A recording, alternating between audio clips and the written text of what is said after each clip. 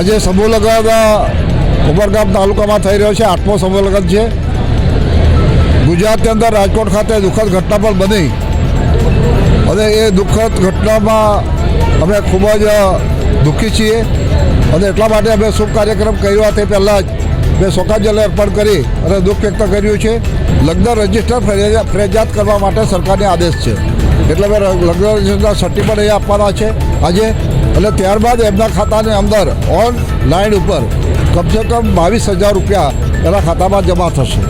એટલે 12,000 રૂપિયા 13,000 રૂપિયા પોરબંદરમાં આવેલું અને 12,000 રૂપિયા વગર ફેરાદા.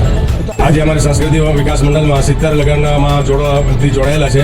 એમાં કોઈ દાણું હોય કે ઉમરગાંવ હોય કે સરીગાંવ હોય કે સંજાન બધા જો ગરીબ જાતિના જો છે અને એમને અમારું મંડળ કમ ખર્ચે લગ્ન કરે અને અમારા દાતા જો છે સરીગાંવ ઇન્ડસ્ટ્રીઝ એસોસિએશન હોય કે વાપી હોય કે ઉમરગાંવ હોય બધું મળી અને અમે એમને સહયોગ કરી અને કમ ખર્ચે કરી અને ગવર્મેન્ટ પણ 24,000 રૂપિયા એમને ખાતામાં નાખે છે.